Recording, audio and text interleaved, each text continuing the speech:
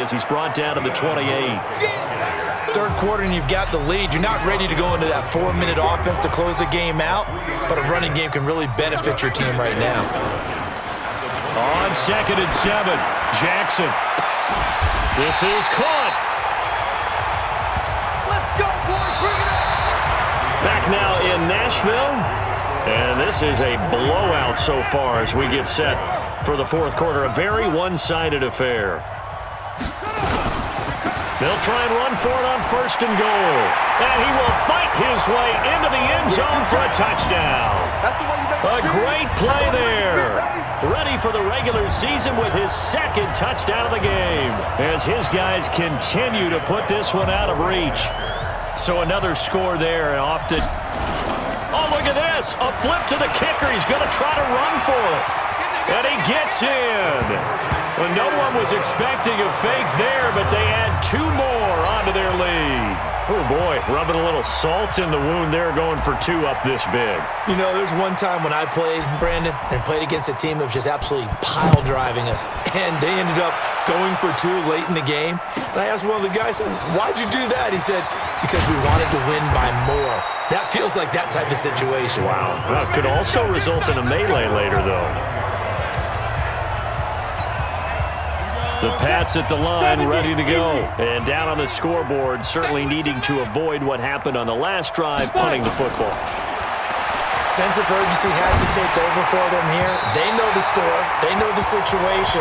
And by the way, the punter no longer exists for their offense. That's how they have to treat this drive. They need points. Big time. From the 21, it's 2nd and 10. 2nd and 10. Had his hands on it, but dropped it. The rookie making a little bit of a rookie mistake. 3rd down. New England on 3rd down. They've had their troubles. Just 1 for 6. This is 3rd and 10. They'll drop to throw. And that will be incomplete. Another wayward pass. You know, things started out poorly in this game, and to be frank, they just really haven't gotten much better. And all that does is embolden a secondary. They feel good about what's going on, and they just play better and better. This is fielded at the 27.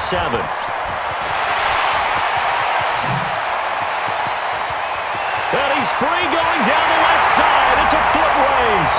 Touchdown, Titans. He returns that punt 73 yards as his guys continue to pour it on. Hey, rookie, that's the way to make an impression. Return one for a touchdown. Yeah, well...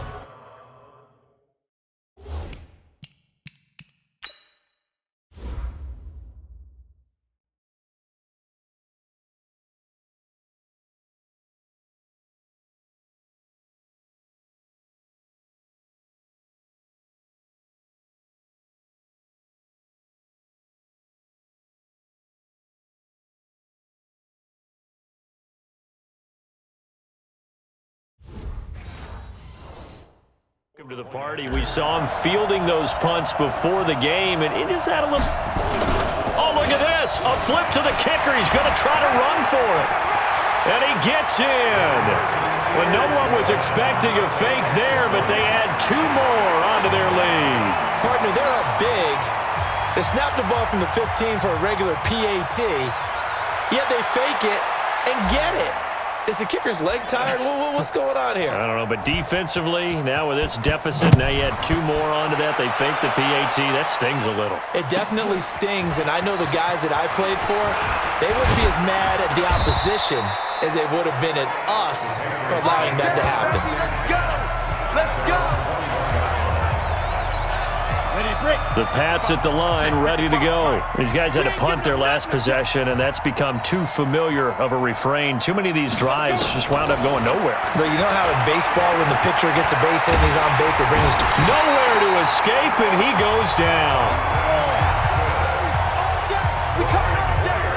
That right now, that's a defeated team out there. I think you can see it totally in their body language. Hands on hips, heads low. It's just been a struggle from the start. Yeah, this team has been thoroughly beaten right from the word go. A 2nd down pass play there, but it's incomplete. Well, it just seems like all game long there hasn't been a lot of sync quarterback to wide receiver on this side of the football. They haven't been on the same page, quarterback and receivers. Heck, they haven't been on the same grease board when you draw plays up. They haven't been on the same Surface tablet that you look at on the sidelines. Nothing's worked for them. They've got to find a way to start matching each other's movements. Another pass attempt, another incompletion, and they're just a little over 100 yards passing here in this game, so defensively, pretty good job. Definitely, because they were never really able to get the ball in the hands of their playmakers, so a lot of credit to the defensive game plan and especially the execution.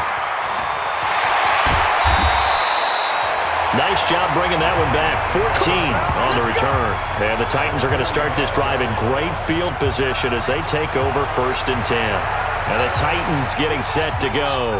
Well, this ball game certainly has gotten a little out of hand. This is normally when they say you got to fill. This is fill time for guys like you and I. But yeah, to be frank, just a dominating performance. Really impressive what we've seen. It is. And I'm glad that you went in that direction because otherwise we're going to talk about the museum tour we took yesterday. Which was also impressive. Which was also very impressive.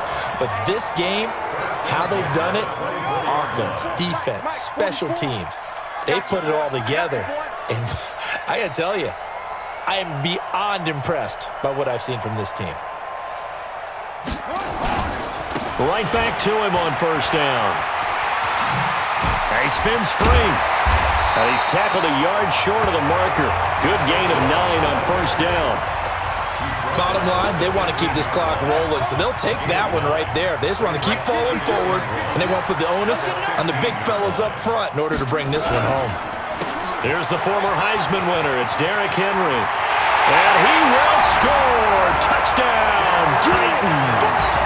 A 15-yard touchdown run as his guys continue to put this one out of reach. Well, this game is definitely over, but we do know... Oh, look at this. A flip to the kicker. He's going to try to run for it.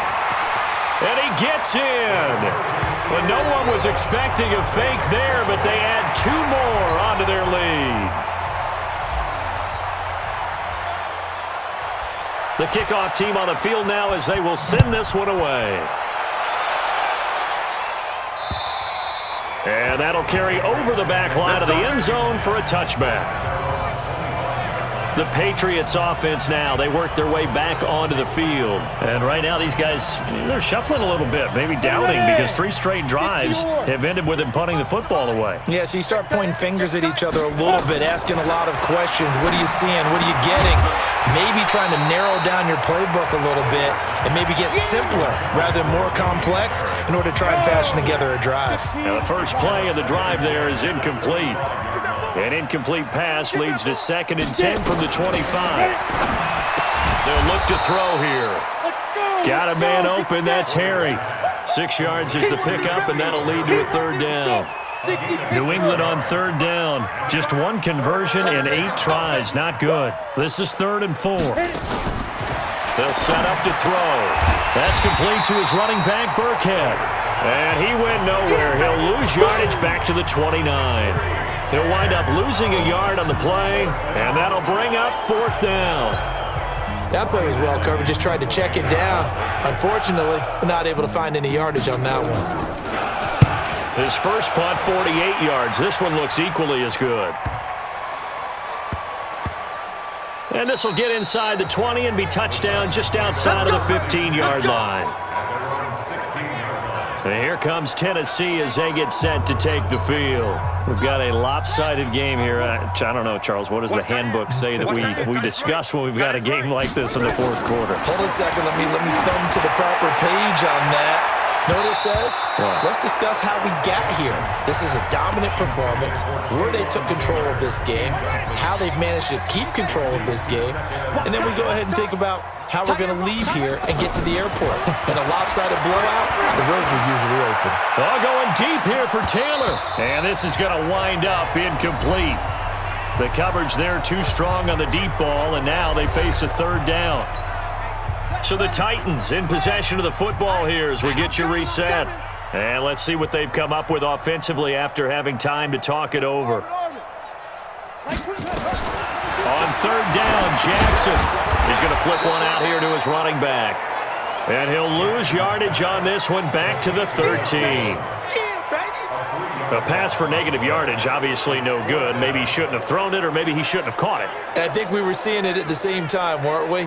Maybe you let that one go, right? Because you can see the lost yardage about to develop, but that goes against every instinct of a receiver. They're taught to catch everything, so it's really hard to be mad at him and yell at him for trying to make that play. They'll try and run for it. And, a little spin cycle. Room to run now. Accelerating, and off he goes. And he will get into the end zone. It's another touchdown.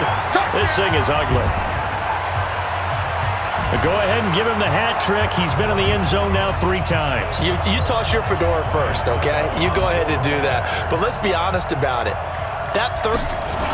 Oh, look at this. A flip to the kicker. He's going to try to run for it. And he gets in. But no one was expecting a fake there, but they add 2 more onto their lead.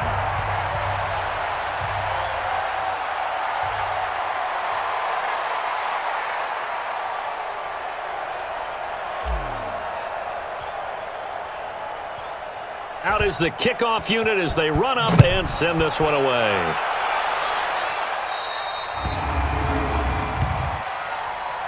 Free kick out of bounds. Kicking team. And that drives coaches insane, doesn't it? When they see that happen, it just doesn't feel right, does it? Plus, you're giving up yardage. Very good starting position for the Patriot offense as they come up 1st and 10 at the 40. And now here's Inman bringing in the pass. But that's what you're looking for when you want to throw the ball downfield. You want one of those guys who can play out on the perimeter, can play out wide, who can not only get open, but when they're covered, can uncover themselves downfield and create catches. Nowhere to escape, and he goes down. Daquan Jones fighting his way home to get the sack. My man, it's been a rough night for that offensive line, and it's only getting rougher. 5 sacks now that they've given up in this contest so far. It feels like the witching hour out here, doesn't it? Okay, stupid question. What's the witching hour? Yeah, the witching hour. That's when everything goes haywire late at night. Now throwing on 3rd down there, but he cannot connect. You hear the calls for a penalty, but I just don't think so. I think in this situation, the defender was making sure his guy couldn't hold on to the football. So I don't see anything that warranted a flag. No, I'm with you. There was contact, but I'm happy they kept that flag in the back pocket.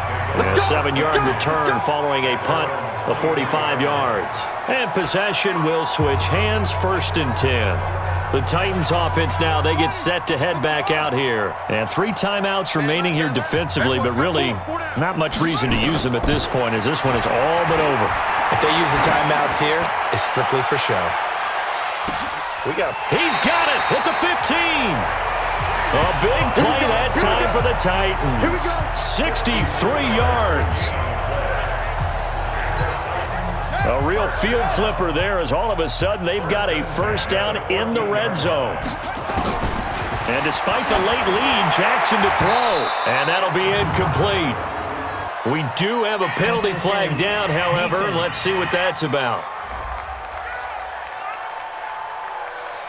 Trying to defend the out route there, got the PI call. And you know what's difficult about that one is sometimes you want to make the undercut move and go for the football, and other times you just want to hang on the upfield shoulder and make the tackle.